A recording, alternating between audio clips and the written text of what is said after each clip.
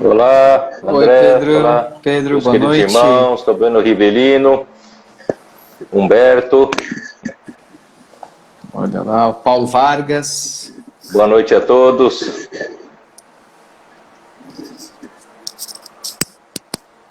Estamos aqui dando um tempo para os irmãos se conectarem. Muito legal. Amém. Amém. Deus abençoe a todos. Boa noite. Camila. Amém. Amém. Muito bom. Ami.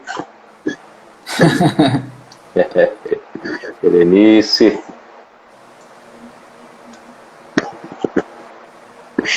Muito bom, muito bom. Muito bom. André, eu estive hoje à tarde na casa do irmão Jonas Pizarro, Ah, e aí? que por acaso é seu sogro, né?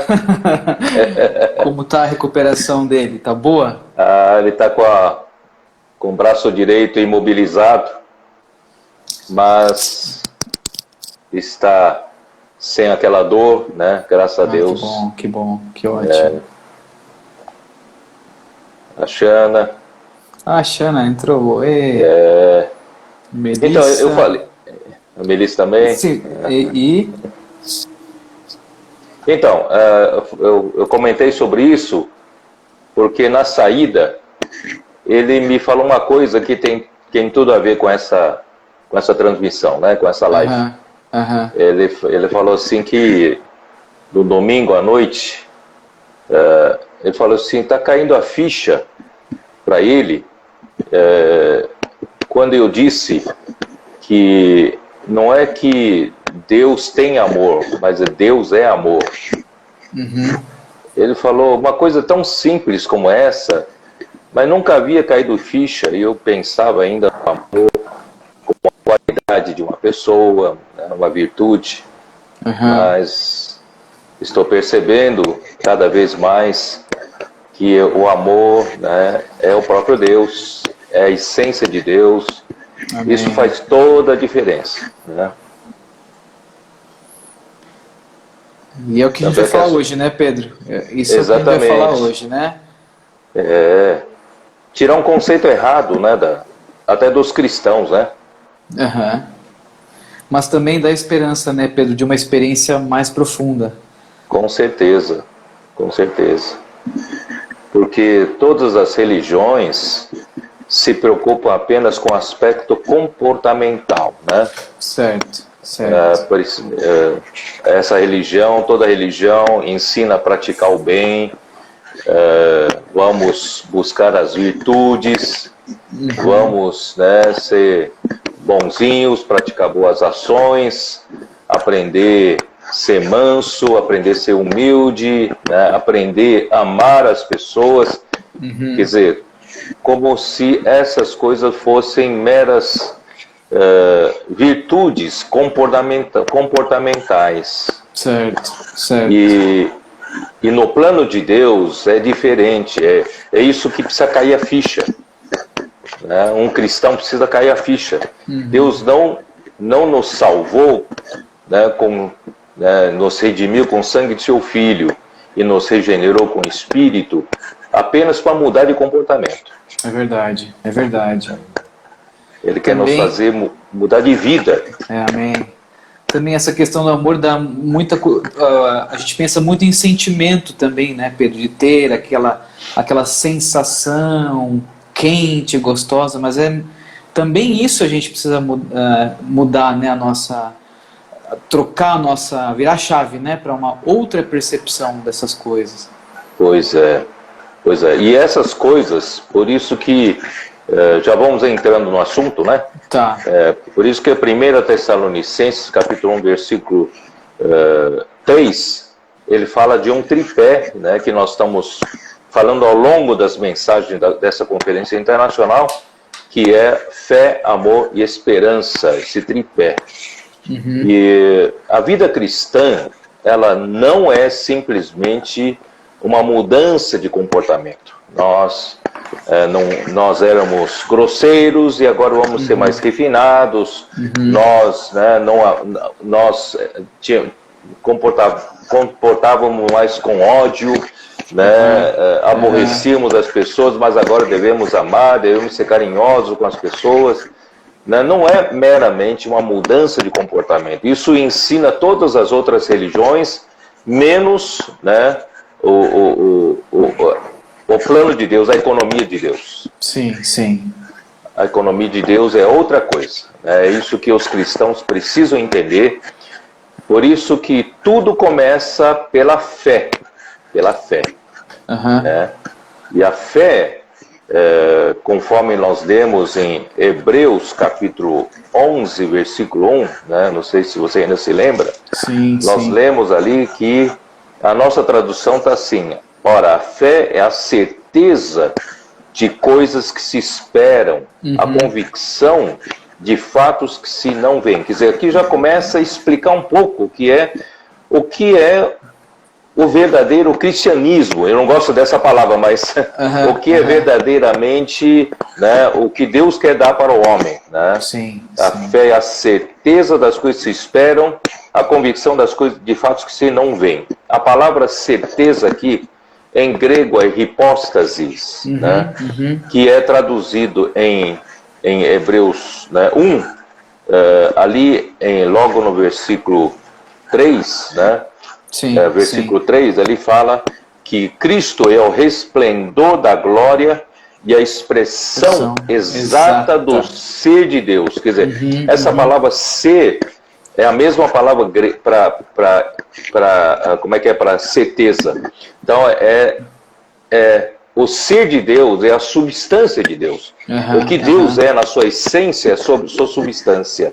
Então, a fé, ela torna real a substância de Deus, como se eu dissesse em outras palavras, Então, o que é a fé? A fé não é meramente você ingressou, você creu e você ingressou numa nova religião, não é.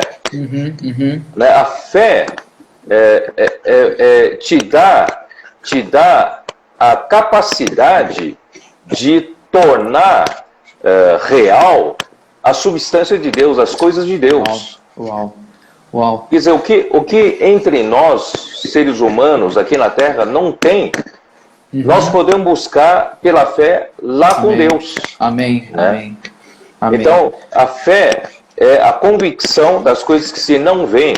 E o versículo 3 de Hebreus 11 fala que pela fé entendemos que foi o universo formado pela palavra de Deus, de maneira que o visível veio a existir das coisas que não aparecem, as coisas invisíveis. Então, as coisas invisíveis aqui referem-se às coisas de Deus. As coisas espirituais, as coisas celestiais, não se referem às coisas terrenas. Em outras palavras, nós estamos falando de um amor, André, não é um amor, um amor que é uma qualificação humana, uma característica de uma virtude humana, não é.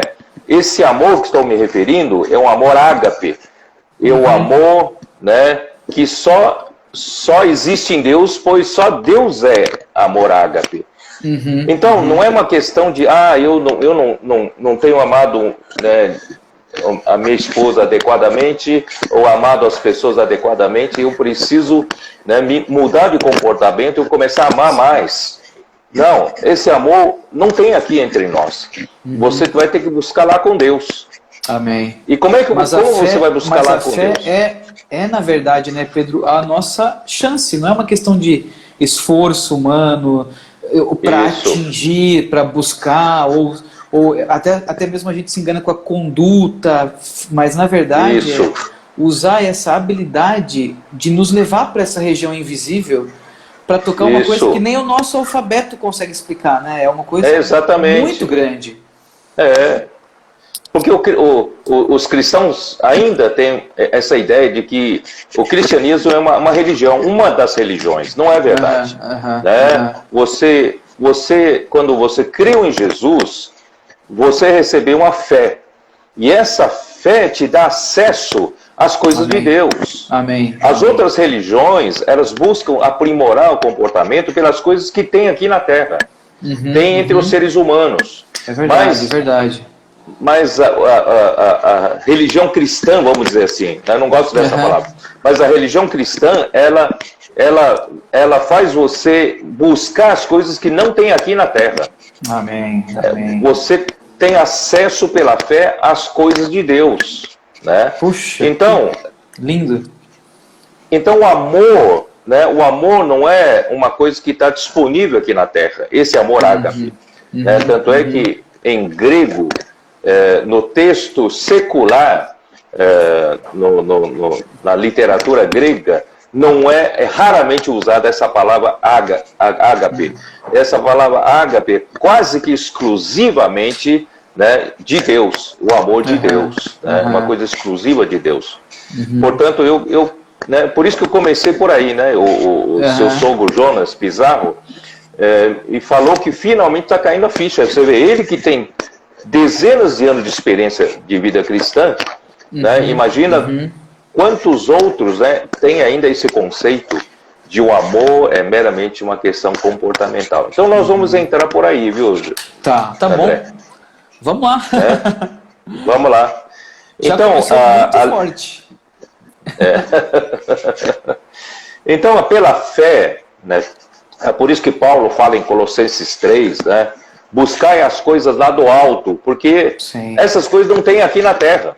Né? Não nas que estão aqui na terra.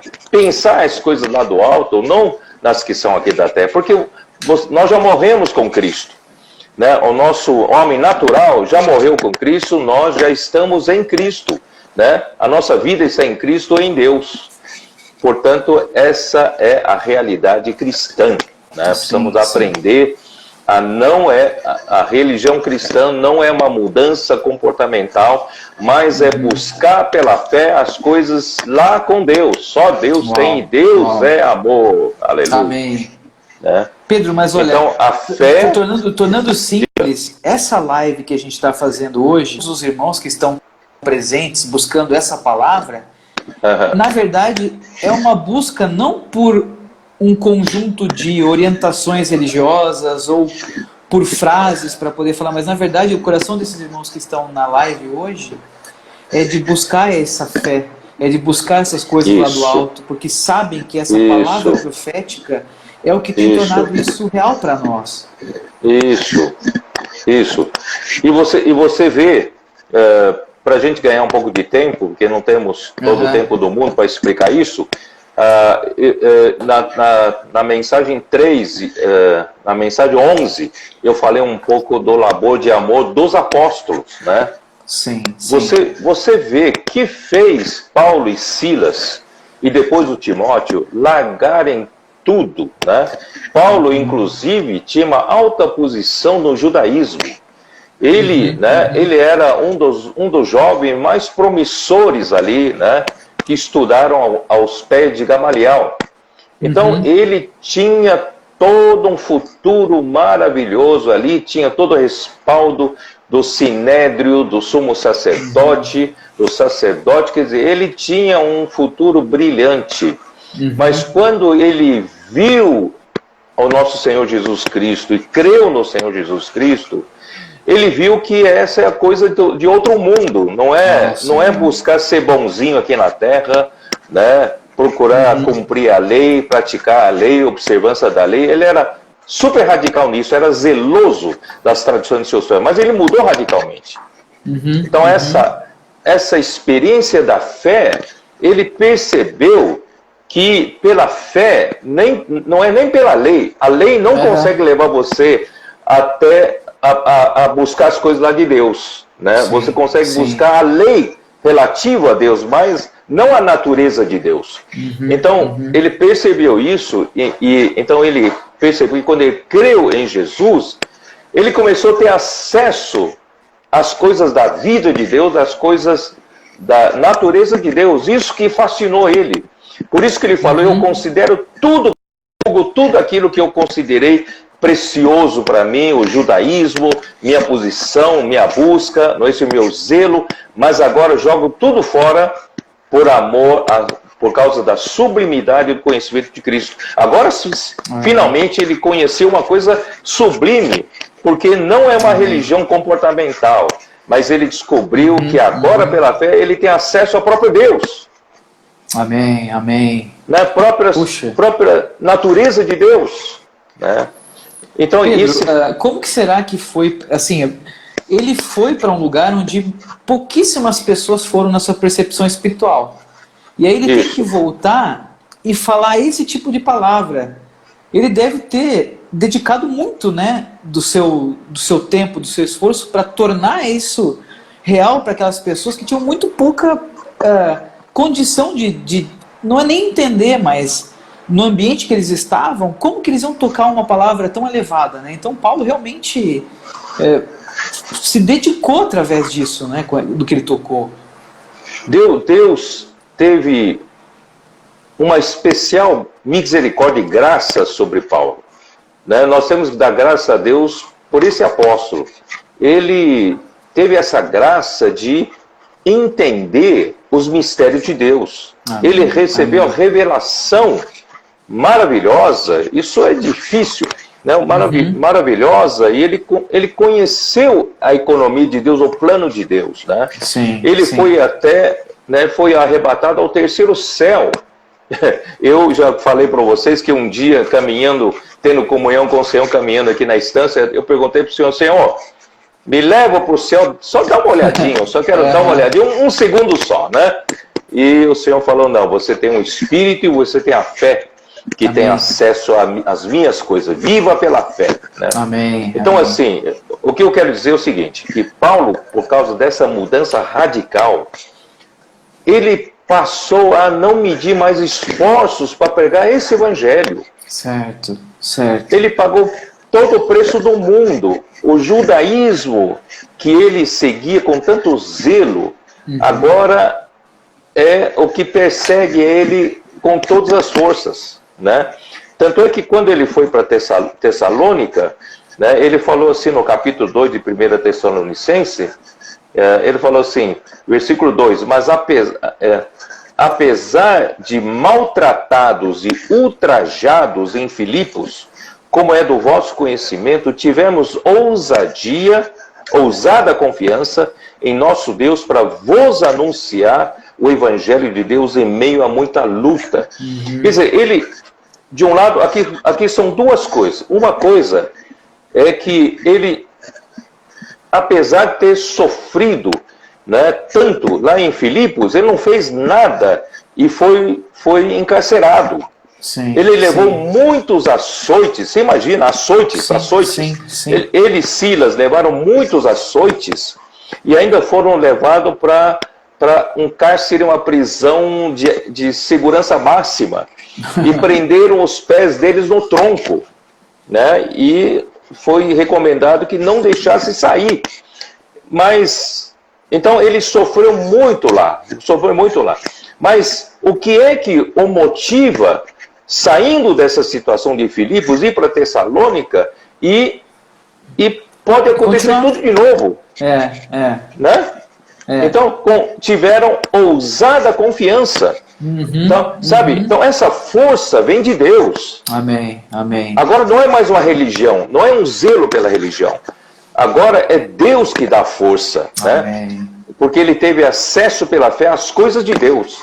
É isso que a gente tem que ver, sabe? A gente precisa viver todos os dias, não para uma mudança comportamental, mas buscar força em Deus. Amém. As coisas que nós não temos. Sabe? Às vezes você fala... Puxa, eu estou muito fraco, eu não tenho força, não tenho poder. Vai buscar em Deus. Amém. Pela fé, vai buscar em Deus. Deus dá, né? Então isso é uma coisa. Segundo aspecto que eu vou mostrar para você, é que ele então, esse amor pelos Tessalonicenses, amor, né, para que o evangelho chegasse a mais pessoas, é que ele estava disposto a sofrer, sabe?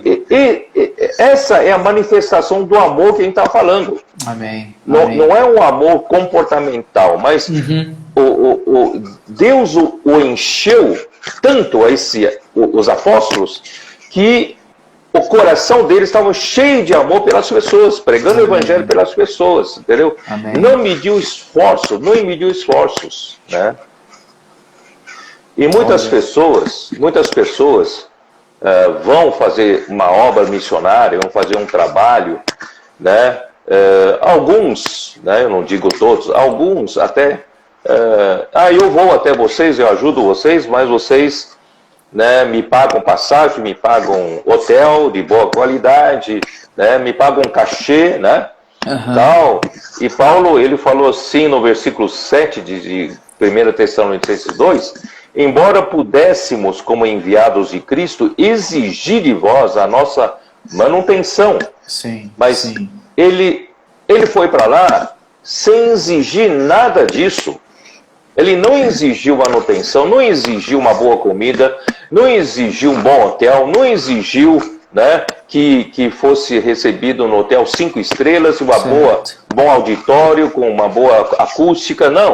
Né? Ele não, quer dizer, esse amor de Deus faz você pagar qualquer preço. Oh, sim.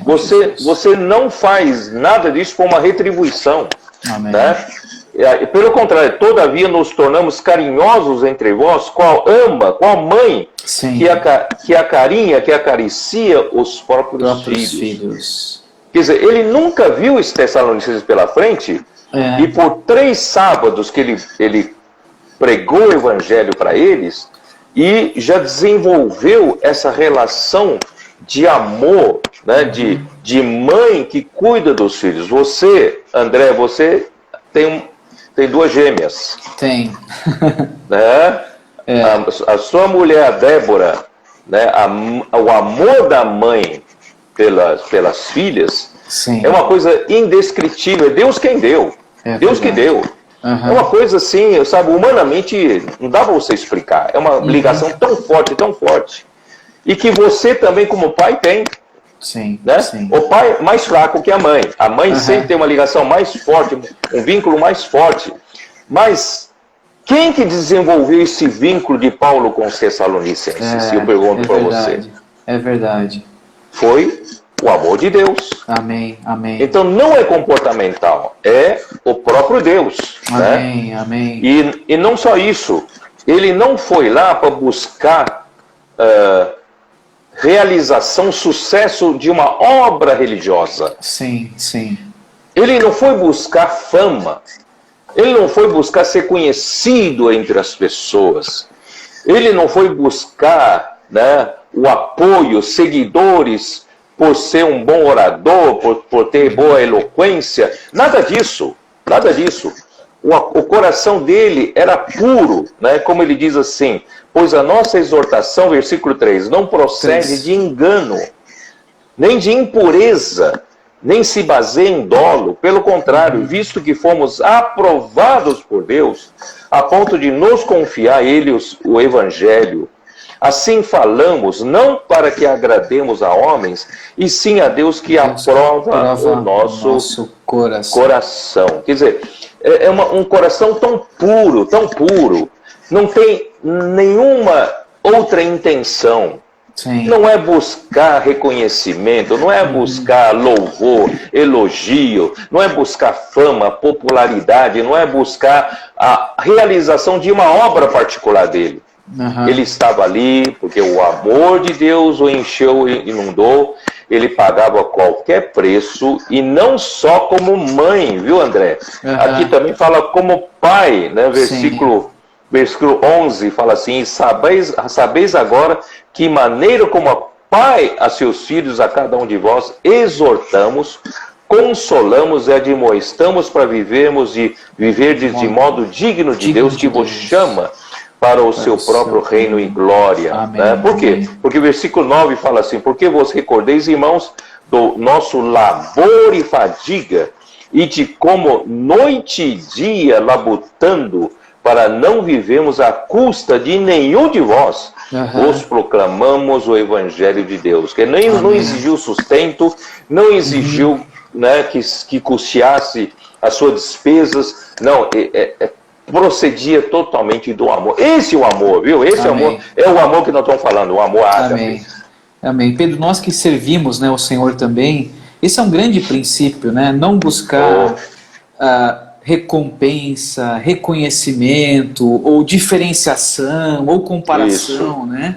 Mas se a nossa fonte é o Senhor, não vai ter essa impureza no nosso serviço, né? Porque se trouxer esses elementos, nós também perdemos a oportunidade de desfrutar desse amor ágape, esse amor que é de Deus. Né? E quando Ele nos toma, o serviço não é por salário, né? Não é trabalho, não é uma coisa de um trabalhador que precisa receber uma recompensa, mas é algo que, como você falou, como uma mãe e como um pai. Não tem um prêmio, não tem uma recompensa, não tem né, não tem um plano de saúde, não vem nada. Na verdade, é um sentimento indescritível que vem de Deus, né? Então nós realmente precisamos purificar o nosso coração em relação a isso, né? Os nossos irmãos aqui que estão na live, estão vendo que são os irmãos que servem o Senhor também, que pregam o Evangelho, que estão envolvidos nos ministérios. Isso é um princípio muito importante para a gente seguir também, né? Para ser tomado desse amor, isso também é uma coisa muito singela, né? É verdade. Você vê, uma mãe não recebe salário para cuidar dos filhos. Não tem 13º, não tem licença maternidade, porque já é a própria maternidade, não tem gratificação, né? Não tem cansaço. Você pode a mãe pode estar cansada, mas tem que cuidar dos filhos, né? Não tem plano de saúde, ninguém paga hora extra, né? Então, esse tipo de amor que a gente vê que Deus é amor, né? Então, por isso que aí eu avancei um pouco mais na mensagem 12, para mostrar, na verdade, no final do 11 já mostrei que o amor de Deus, Deus é amor, só Deus tem esse amor, e o amor de Deus é um amor doação. Amém, amém. Deus nos amou e doou-nos o seu Filho. Né? Então, o amor, verdadeiro amor, não é pagar uma pizza para um amigo, né? Não é praticar uma boa ação para quem necessita, né? Mas o verdadeiro amor é doação. Você se doar-se você mesmo. Você renuncia ao seu direito em prol, né? Em favor dos outros, né? Então, assim, isso é difícil. Porque todo homem é egoísta, só pensa nele. Mas assim, o amor de Deus é doação, não pensa nisso, é renúncia de si, né? Então é negação de si em favor dos outros. Então, graças a Deus, o amor de Deus é doação. E o amor de Deus é sacrifício. Porque Deus, eu não tenho tempo agora de ler os versículos, né? Deus, Ele nos deu seu próprio Filho, né? Como sacrifício, como a propiciação, né? Morreu na cruz para fazer a expiação pelos nossos pecados. Para que nós fôssemos aceitos por Deus e tivéssemos paz com Deus. Então, Deus, o amor de Deus é doação e o amor de Deus é sacrifício. Isso não existe entre os homens, viu, André? Não existe isso entre os homens. Né? O amor, doação e o amor, sacrifício, né?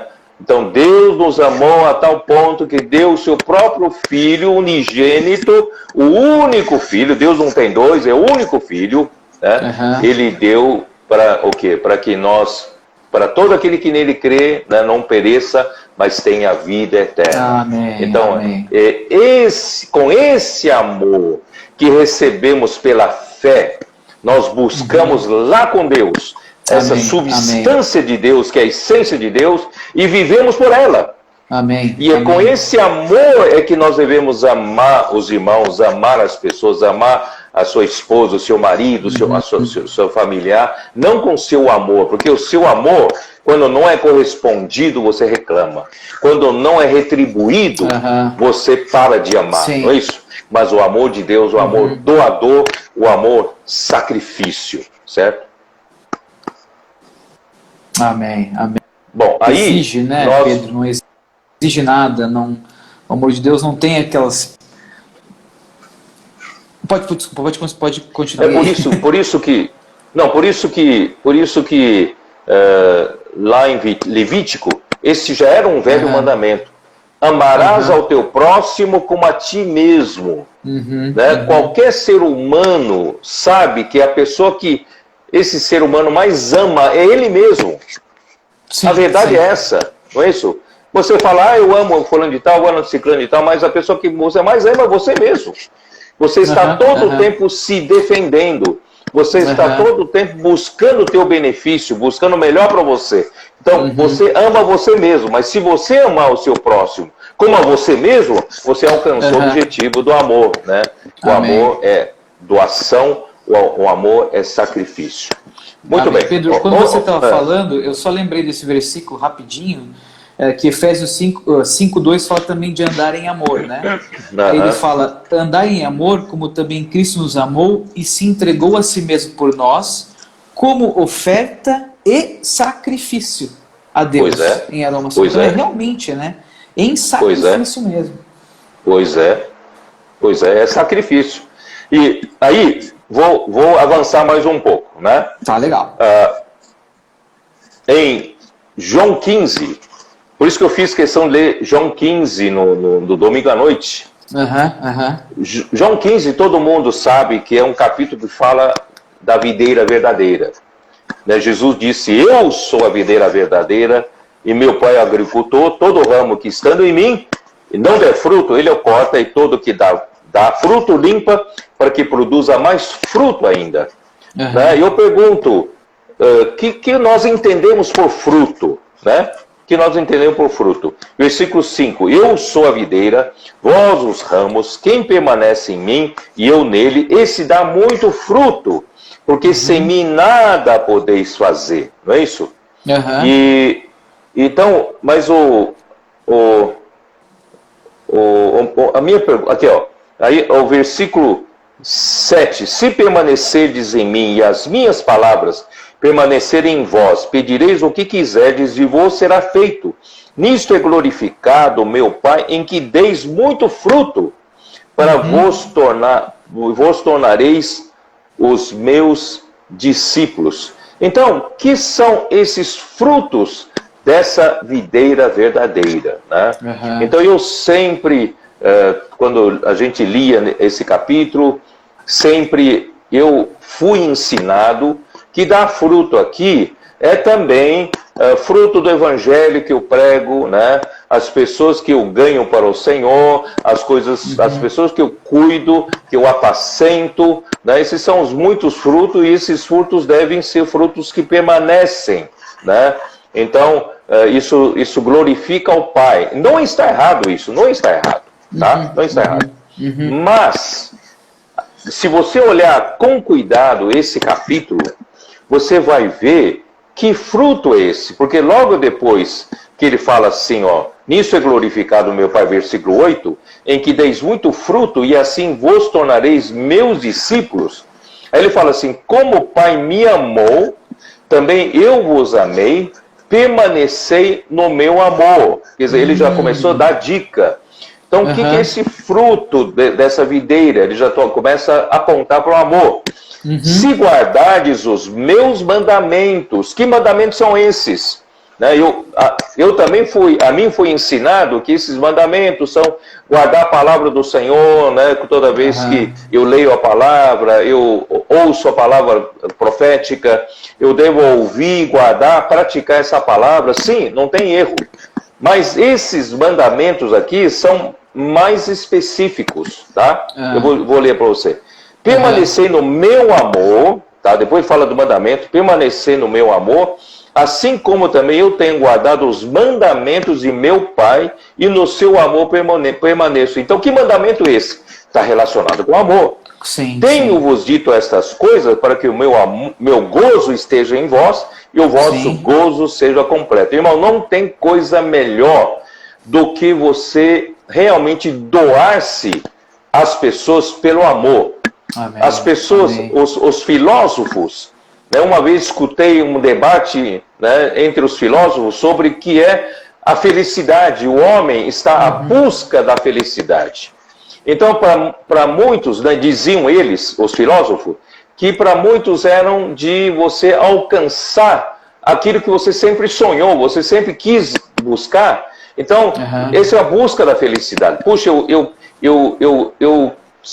a minha felicidade é eu ter uma boa carreira. Então, se eu conseguir uma boa carreira, essa é a minha felicidade. A minha felicidade é ter um bom casamento, né, ser feliz com a minha mulher, com o meu marido, né, felicidade no casamento. Né, e a minha felicidade está em se eu conseguir uma boa casa, se eu conseguir uma boa profissão, um bom negócio, quer dizer. Só que quando você consegue, já deixa de ser felicidade. Certo. Porque você já conseguiu. Você precisa ir para outra busca, né, de outro sonho, outro desejo, para buscar a felicidade. Em outras palavras, você nunca alcança. Sim, quando você alcança, já deixa de ser felicidade. Por isso que o homem não é feliz nunca. Não é feliz nunca. Então, aí você vai entender, por isso que o Paulo fala para os presbíteros de Éfeso, é melhor dar que receber. Nós queremos sempre receber, pensando que, puxa, se eu ganhar na loteria, vou ser feliz. Se eu ganhar um carro, vou ser feliz. Se eu ganhar uma casa do meu sonho, eu vou ser feliz. Não vai ser feliz, não. Melhor dar do que receber. Amém. Você vai perceber que quando você, pelo amor de Deus, você se doa pelas pessoas. Os nossos comportores estão nas ruas, estão se doando para as pessoas. Fazendo oração com as pessoas, levando o evangelho do reino para as pessoas, eles são felizes. Então, por isso que aqui fala, o meu gozo, né, essas coisas eu falo para que meu gozo esteja em vós, gozo aqui é alegria. A minha alegria seja em vós e a vossa alegria seja completa. Como a alegria pode ser completa? É a felicidade. A felicidade, irmãos, é amor, doação. Quando você se doa, você prega o evangelho, você cuida da pessoa, você apacenta, você ajuda uma pessoa a sair das garras de Satanás, do império das trevas. Você conecta ele com Cristo, você é a pessoa mais feliz do mundo. Né? O labor que Paulo teve, né, em Tessalônica o fez feliz. Ainda que ele tenha sofrido tremendamente perseguições, né, teve que fugir de lá, mas ele era feliz. Então, dar, né, o amor, a doação, amor, sacrifício, te dá felicidade. Bom, vou continuar. Versículo 12 define: o meu mandamento é esse. Como guardar o mandamento? Qual é o mandamento? O meu mandamento é este, que vos ameis uns aos outros, assim como eu vos amei. Então, André, o fruto da videira verdadeira é o amor. Não está errado em você pregar o evangelho e ganhar uma pessoa para o Senhor, mas isso deve ser fruto do amor. Não está errado você dizer que eu estou me sacrificando, né, me renunciando os meus direitos para apacentar uma pessoa, cuidar de uma pessoa, não é isso? Né, ouvir o que é a desgraça dele para tentar ajudar. Quer dizer, então, não está errado, mas tudo isso é consequência do amor. O amor é o fruto. Né? Então, eu gosto de dizer assim, se você planta um pé de laranja, que você espera obter? Laranja. Laranja. Se você planta um pé de maçã, você quer ter maçã. Então, quando você planta uma videira, eu estou falando espiritualmente falando, quando você planta uma videira verdadeira, você espera obter o quê? Amor. Amor? Amor. Amor é fruto. Amor é fruto. Amor não é comportamento, amor é fruto. Né? Então, Deus precisa desse amor entre nós. Para Deus poder realmente realizar o seu desejo. Muito bem. Eu estou vendo que o nosso tempo está avançando, não chegou ainda no âmago da questão. Né? André, eu tenho que ir lá para Efésios 3 para tentar explicar pelo menos um pouco. Quem sabe em outra live eu explico melhor. Né? Capítulo 3, Efésios... Né, capítulo 3, versículo 14, ali, né, porque o tema aqui é conhecer o amor de Cristo. Amém. Então, como nós vamos conhecer o amor de Cristo, dada essas premissas que nós recebemos até agora? Que o amor não é comportamento, O amor é a essência de Deus. Amém. Amor vem pela própria vida de Deus. Amém. Amor é a própria natureza de Deus. Amor é o fruto da árvore de Deus, vamos dizer assim. Amém. Amém. Né? A árvore de Deus dá amor. Amém. O fruto é amor, né? Amém. Então, como é que eu consigo entender esse amor? Como é que eu consigo desfrutar desse amor? Não é isso? Então, capítulo 3, Efésios, versículo 14, começa a nos mostrar um pouco. Por isso Paulo fala assim: por esta causa me ponho de joelhos diante do Pai. Amém. Esse Pai aqui, ele não é só Pai, né, dos redimidos, né, o Pai da família da fé. O Pai aqui é da família de toda a criação. Né? Aqui o versículo 15 fala assim: de quem toma o nome toda a família, tanto no céu como sobre a terra. Isso é, Deus, Ele é o Pai. Ele tem a paternidade de tudo que Ele criou. Tudo foi criado por Ele. Ele é a origem, Ele criou do nada. Matéria-prima é Ele mesmo. A própria palavra dele fez toda a criação. Então, Ele é o Pai, Ele é a fonte, Ele é a origem de todas as coisas. E, portanto, Ele é o centro. Ele é o centro de autoridade. Ele é o cabeça. Né? Ele é, vamos dizer assim, o trono de tudo que Ele criou. E só que Ele colocou Cristo, seu Filho, como esse ponto conector.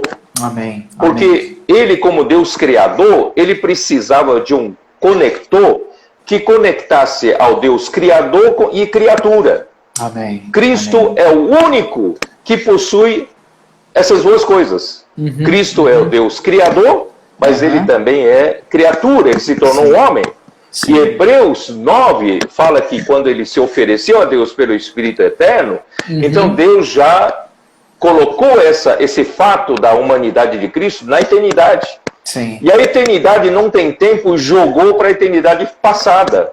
Então, até quando Deus criou, Cristo já estava lá com a humanidade. Então, por isso que Ele é o primogênito da criação. Então, Ele se tornou o ponto conector, união de toda a criação.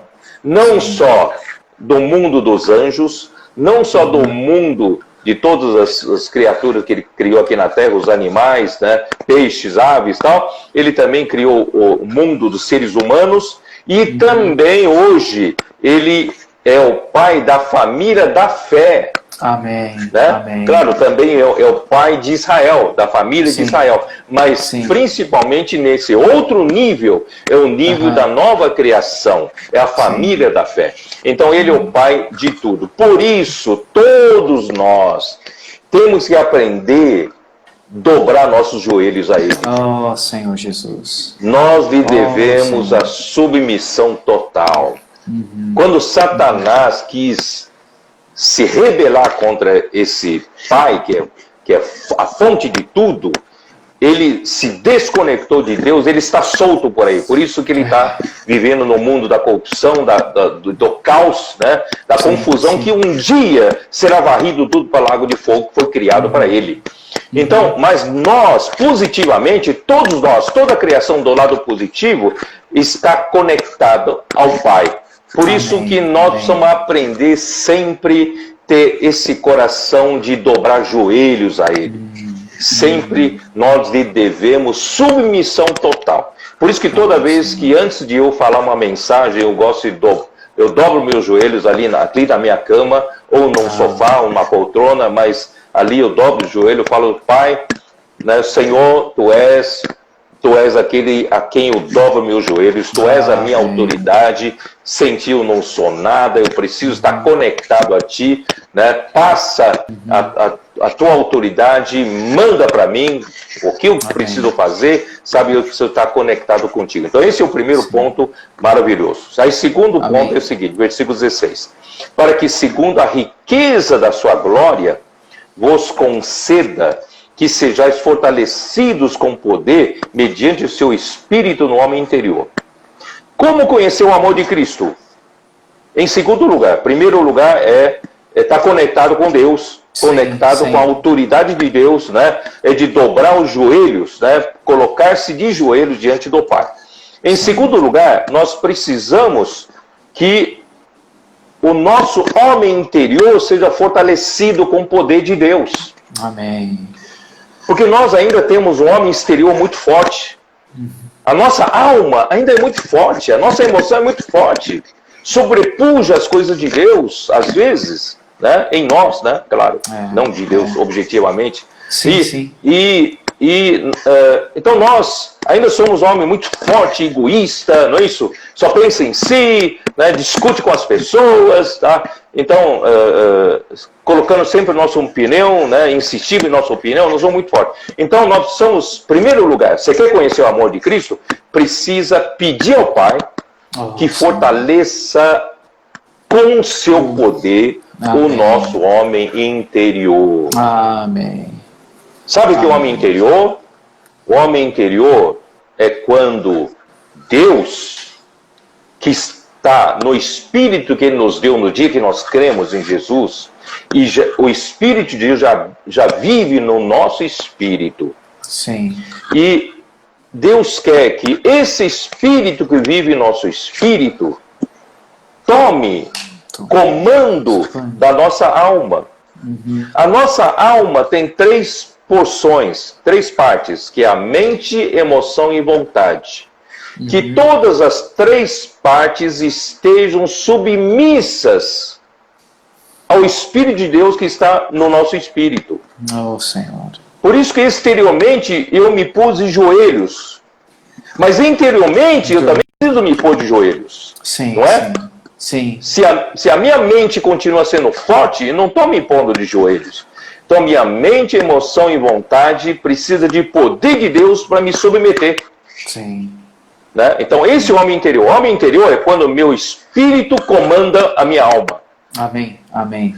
É o Espírito de Deus no meu espírito governa a minha alma, governa a minha mente, emoção e vontade. Então, aí sim você vai dar sequência em conhecer o amor de Cristo, tá? Então, aí nós fomos fortalecidos, né, com poder, mediante o seu Espírito no homem interior. Aí, versículo 17, mais um passo. E assim habite Cristo no vosso coração. O coração é composto de uma parte do espírito humano, que é a consciência, porque a consciência é a parte do espírito que se comunica com a alma. Por isso esse nome, consciência, porque as coisas espirituais, a nossa mente não entende, não tem acesso. Mas quem dá consciência à nossa alma é a própria consciência, que é uma parte do espírito. Sim, por exemplo, se Deus me dá, na minha comunhão com Deus, Deus me dá uma intuição, essa intuição ainda está na área espiritual. A minha mente não entende. Então a consciência entrega para a minha mente o que o Espírito recebeu na intuição pela comunhão com Deus. Jesus. Amém. Então a consciência é que se comunica com a mente e a mente transmite para o resto, transmite para a emoção e para a vontade. Assim que funciona. Então, esse é o nosso coração. O coração tem que ser comandado pela consciência e as três partes da nossa alma. E Cristo, Ele deseja habitar no nosso coração. E esse habitar é mais do que se hospedar no hotel. Esse habitar é como você, André, habitar na sua própria casa. No hotel, eu sei que você viajava muito.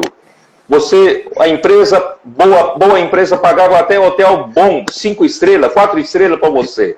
Você desfrutava das coisas, do conforto que você não tem nem em casa. Mas você não se sente à vontade lá no hotel. Você não se sente em casa. Cristo não quer morar em você como no hotel. Cristo quer ser dono do seu coração. Amém. Ele quer fazer morada, ele quer dizer, essa casa é minha, eu me sinto à vontade. Aqui, né, eu sou dono, aqui eu governo, aqui eu me sinto em casa, essa casa é minha.